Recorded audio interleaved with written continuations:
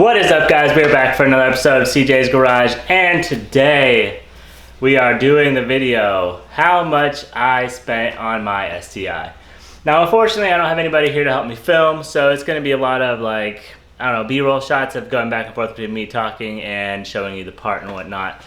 I have my handy dandy little script here to try to help me remember everything that I've bought.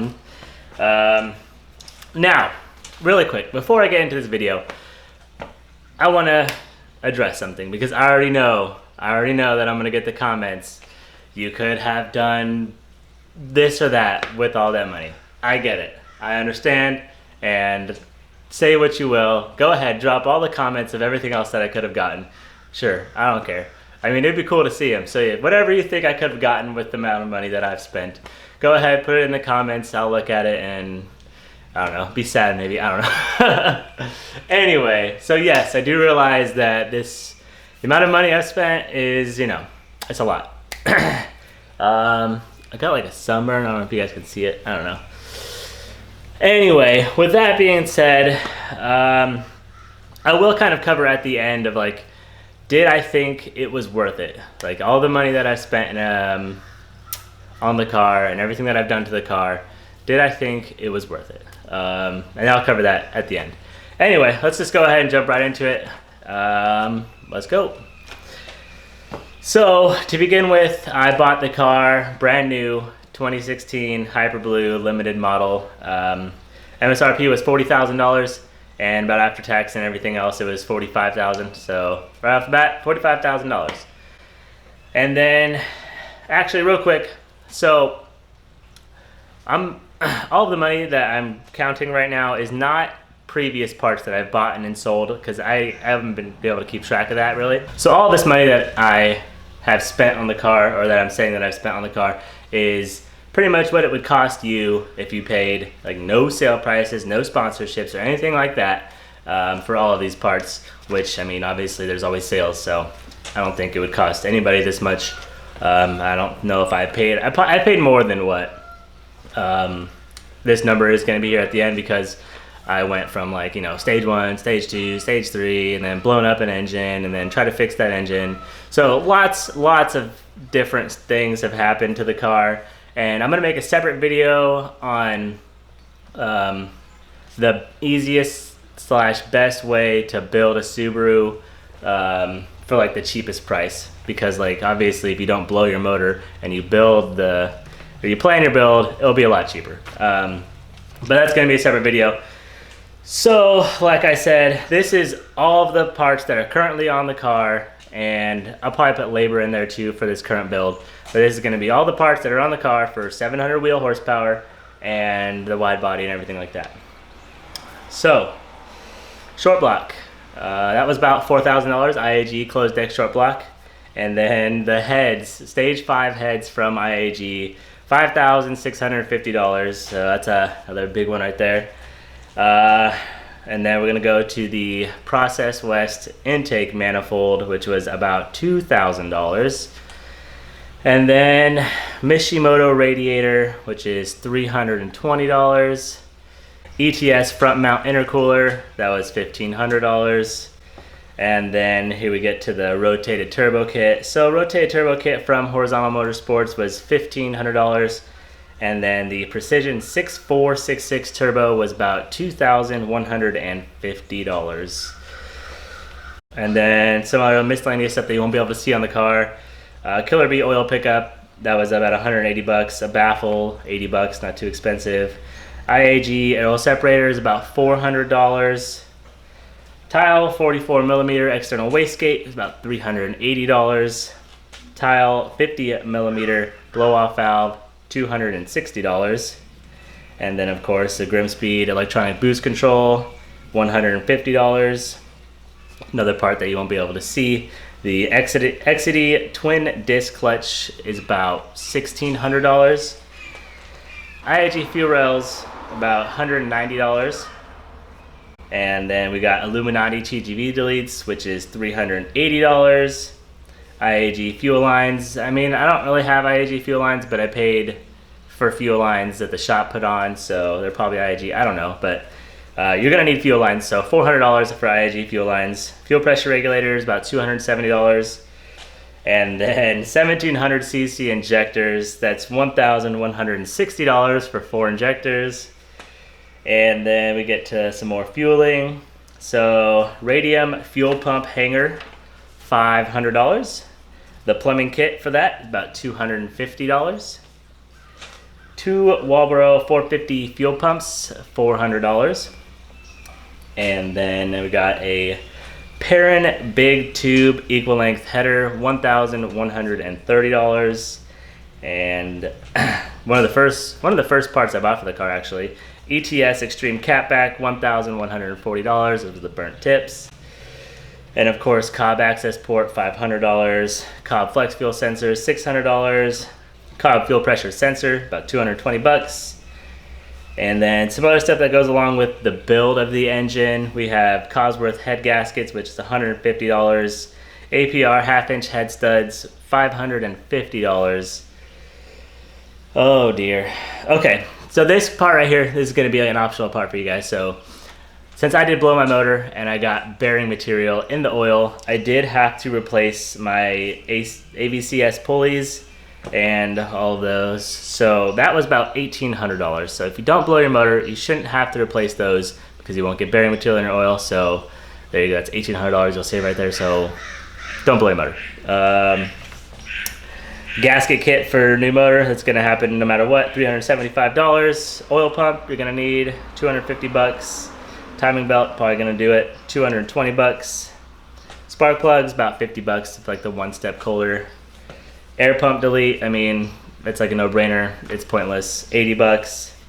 And then some Torque Solutions, engine mounts, trans mounts, pitch stop mount, 300 bucks.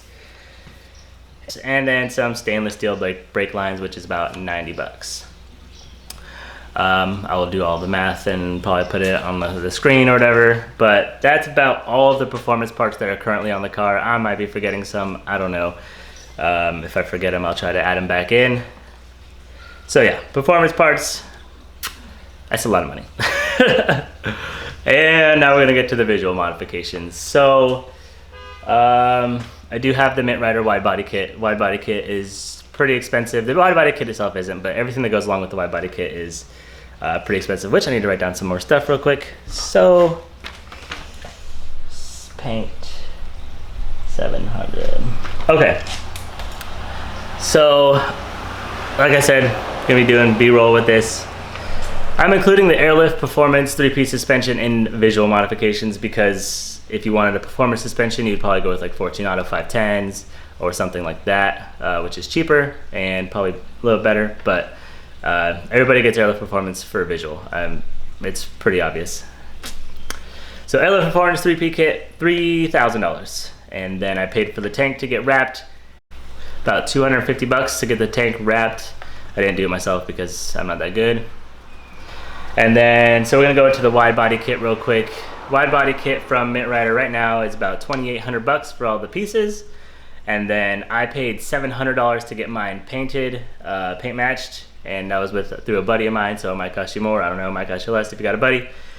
The hardware is about $150 if you decide not to go molded. Molded's obviously gonna be more expensive, a little bit more risky, but it looks better. And the fender trim to go around the body kit was about 50 bucks. And so the wheels that I have, you don't have to get super expensive wheels, but my wheels, the BC Forged MLE 52s, 18 by 12 plus 0 offset, were about $3,800. Custom made, so that's pretty cool.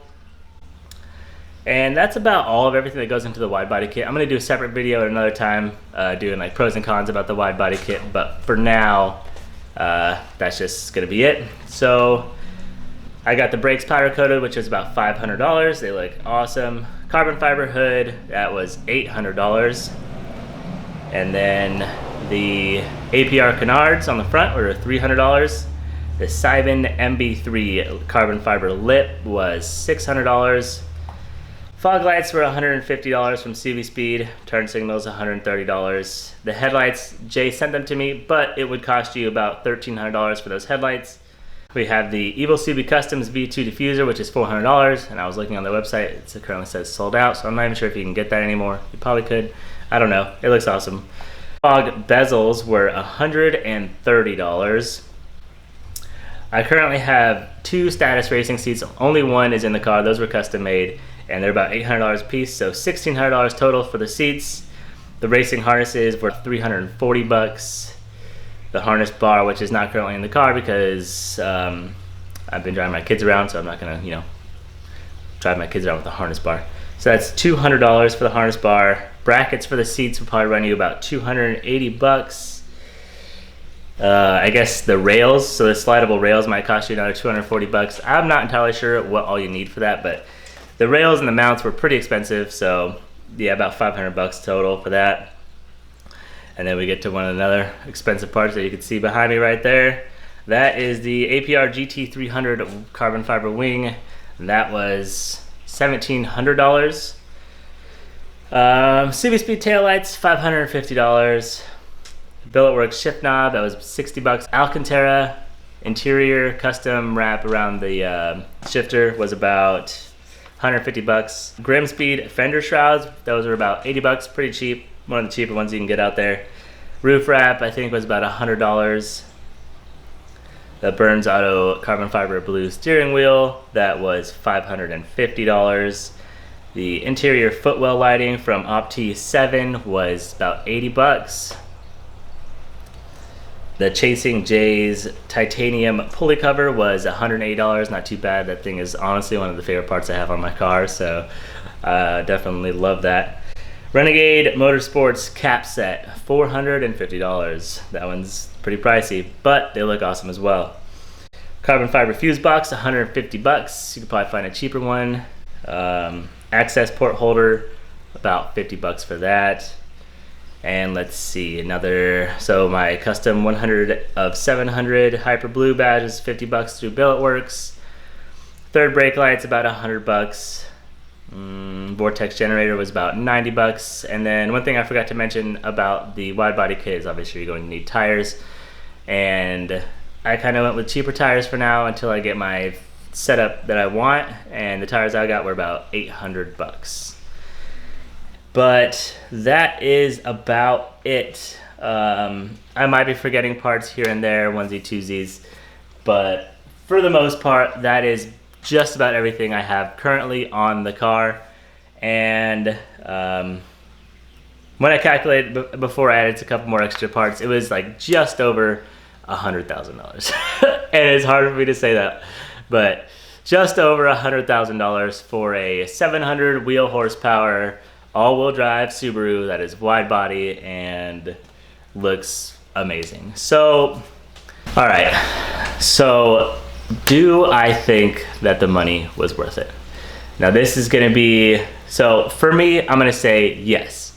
And the main reason I'm saying yes is because, well, a couple reasons. The biggest reason is the experiences that I've had with this car, the people that I've met, and just driving it every day, and the reactions that I get every day to the people coming up to me like, bro, your car is so awesome.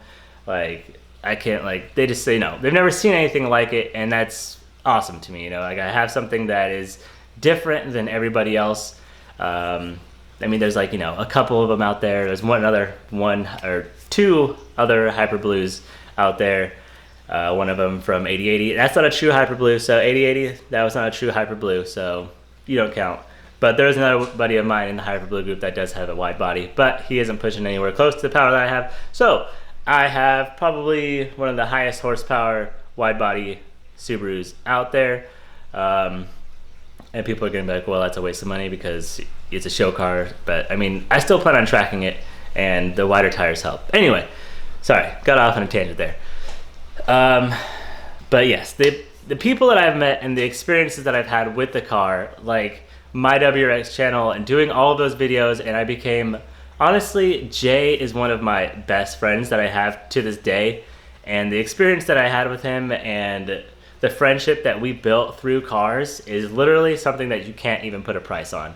And I'm like, kind of like getting emotional here. No, I'm just kidding. But I look back at all the memories that I have with Jay, with Chad, with everybody that I met up in Washington. My buddy Colton, who got me into this. Like, I look back on all these memories and I just think to myself, like, would I trade those to get my money back? And it's like, you know, no, I wouldn't trade those memories to get my money back. I mean, I still have the car. I could still part it out and, you know, or sell it. Somebody might come along and buy it. One of these days, I mean, they would have to offer me a ridiculous amount of money because I love this car. But yes, I think it was worth it, mainly just based on the experience that I've had with this car. All of the people that I've met and everything that I've done is just awesome. And when I go to car shows, or I go to car meets, and people come up to me and they're like, oh my gosh, I love your car, I've been following your build. That literally makes my freaking day. Sorry, I don't want to cuss. But it really does. Like, you guys are awesome. And I love all of the support that I get from you guys. And I don't really know where else to go from here. I guess, so do I think it is worth it if you are just looking to build a high horsepower car that is probably more reliable than a Subaru and cheaper? No, you can build a higher horsepower car for cheaper, definitely. Subaru is not one of the cars that you want to get into if you are trying to save money. So don't think that's what I'm trying to say. Subarus are very expensive to build and they do blow up very frequently. So if you are just looking to make a high horsepower and save as much money as you can, don't buy a Subaru. It's pretty much, like, a Mustang would be so much better, but I mean, you might just take out a crowd, so I'm just kidding. Anyway, that's probably gonna be it for this video, depending on, I don't know, editing. I want to get it out today. I've been, you know, staying home with all this stuff going on in the world, which I hope you guys are, you know, safe out there. Lots of stuff going on in the world right now. So I'm at home. I really wish I could have gone out and, like, you know, gone to a cool place to film this video. But with everything going on in the world right now, I just not gonna do that, you know. I'm gonna stay home and stay safe, and hopefully this all passes by and we'll get to the car meets and all of that stuff in the summertime. Hopefully, we'll see. But in the meantime, stay safe out there, everybody, and thank you for watching. I really do appreciate everyone's support, and we'll catch you next time.